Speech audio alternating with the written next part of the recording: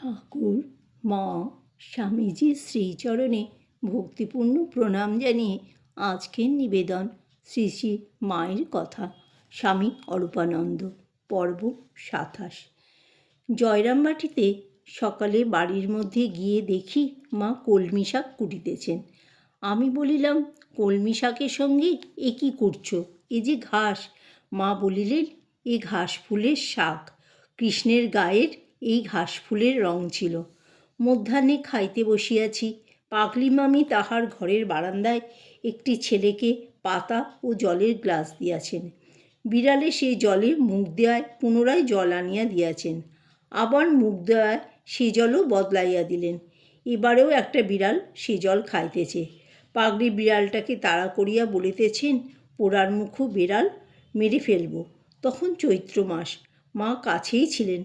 বলিলেন, না না, পিপাসার সময় বাধা দিতে নেই, আর ও জলে তো মুখ দিয়ে ফেলেছে।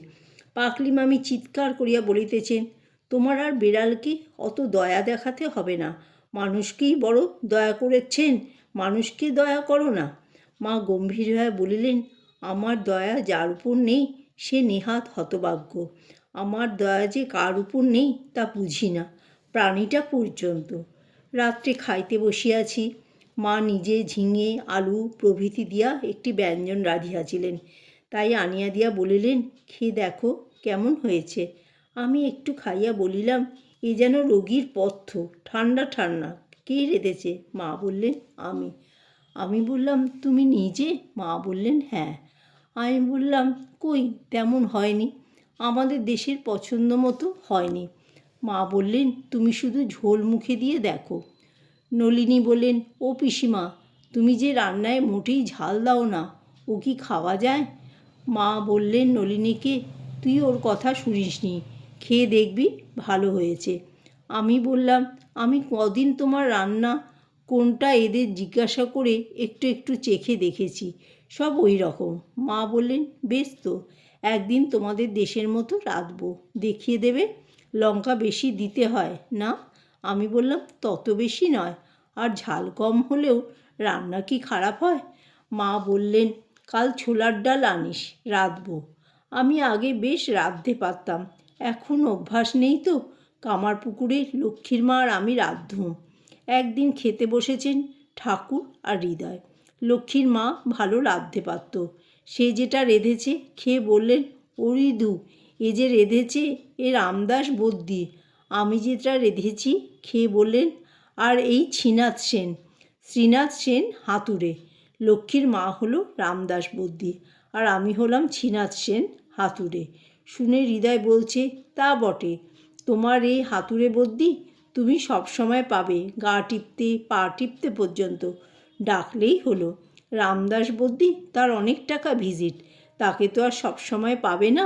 আর লোকে আগে হাতুড়েকে ডাকে, সে তোমার সবসময় বান্ধব।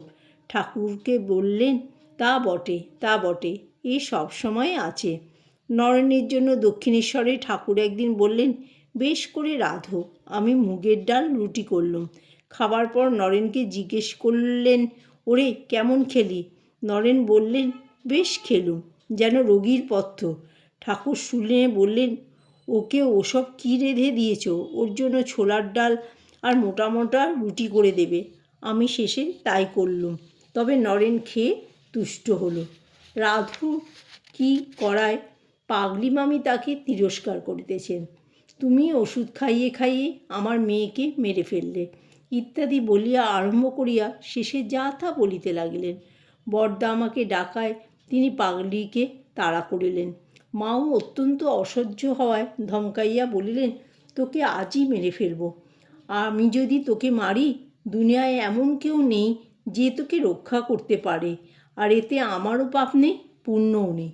কিছুক্ষণ পরে আমাদিগকে বলিতেছেন, আমি এমন স্বামীর কাছে পড়েছিলুম যে তিনি কখনো আমাকে তুই পর্যন্ত বলেননি। দক্ষিণেশ্বরে একদিন ঠাকুরের ঘরে খাবার দিতে গেছি, রেখে চলে আসছি। তিনি লক্ষ্মী খাবার দিয়ে গেল মনে করে বললেন, দরজাটা ভেজিয়ে দিয়ে যাস। আমি বললুম, হ্যাঁ, দরজা ভেজিয়ে রাখলুম। তিনি আমার গলার স্বর টের পেয়ে সংকুচিত হয়ে বললেন, আহা, তুমি? আমি ভেবেছিলুম লক্ষ্মী, কিছু মনে করো না। দিয়ে যাস বলেছিলেন, তার জন্যই এত সংকোচ। পরদিন পর্যন্ত নবতের সামনে গিয়ে বলছেন, দেখো গো, সারা রাত আমার ঘুম হয়নি ভেবে ভেবে কেন এমন রূঢ় বাক্য বলে ফেললুম। আর এটা কি না আমাকে দিনরাত গাল দিচ্ছে। কী পাপে যে আমার এমন হচ্ছে জানি না। হয়তো শিবের মাথায় কাটা শুদ্ধ বেলপাতা দিয়েছি, সেই কণ্ঠকে আমার এই কণ্ঠ। জয় মা শারদা।